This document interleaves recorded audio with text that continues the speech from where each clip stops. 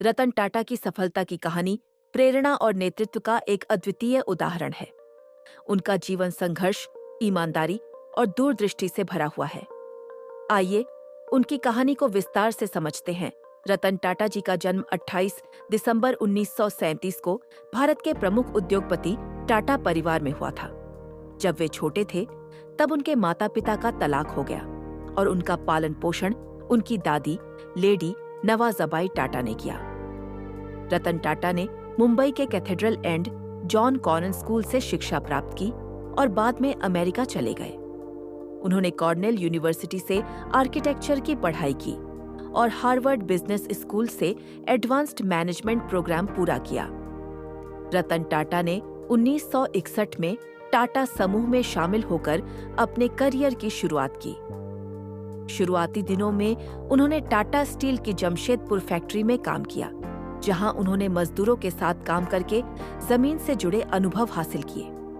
रतन टाटा 1991 में टाटा समूह के अध्यक्ष बने। उनके नेतृत्व में टाटा समूह ने कई नए क्षेत्रों में कदम रखा। उन्होंने Tata Motors, Tata steel, Tata consultancy services (TCS) और टाटा पावर जैसी कंपनियों को नई ऊंचाइयों तक पहुंचाया। उन्होंने टाटा इंडिका, भारत की पहली स्वदेशी कार, और टाटा नैनो, दुनिया की सबसे सस्ती कार जैसी महत्वाकांक्षी परियोजनाओं का नेतृत्व किया। 2008 में रतन टाटा के नेतृत्व में टाटा मोटर्स ने ब्रिटिश ऑटोमोबाइल कंपनियों जगुआर और लैंड रोवर का अधिग्रहण किया, जो उनके दूरदृष्टि और वैश्विक महत्वाकांक्षाओं को दर्शाता है। रतन टाटा ने कई बड़े और चुनौतीपूर्ण निर्णय लिए, जिनमें कई विदेशी अधिग्रहण भी शामिल हैं।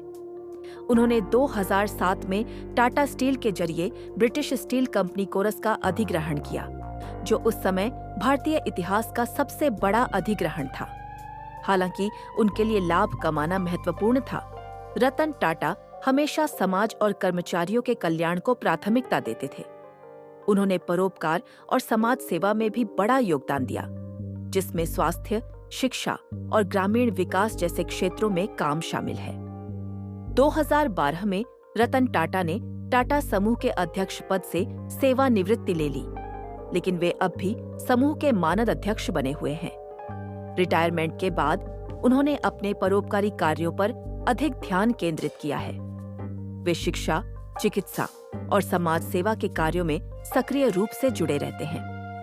रतन टाटा को उनकी उपलब्धियों के लिए भारत सरकार ने 2000 में पद्म भूषण और 2008 में पद्म विभूषण से सम्मानित किया।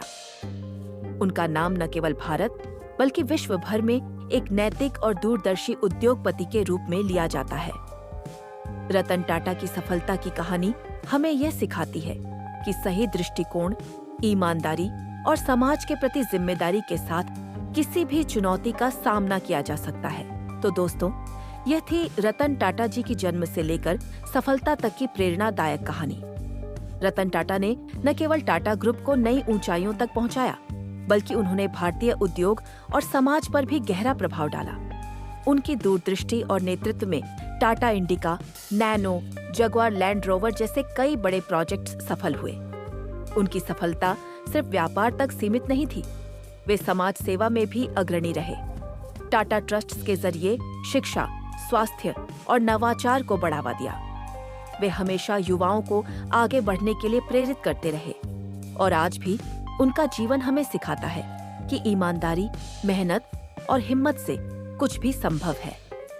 रतन टाटा जी का सफर हमें बताता है कि सफलता सिर्फ पैसे कमाने में नहीं, बल्कि समाज को आगे बढ़ाने में भी है। मिलते हैं फिर से अगले वीडियो में। वीडियो अगर अच्छा लगा हो तो वीडियो को लाइक कर दीजिए। रतन टाटा के लिए एक प्यारा सा कमेंट जरूर करें और अभी तक अगर आपने हमारे चैनल को सब्सक्राइब नहीं किया तो सब्सक्राइब कर लीजिए। धन्यवाद।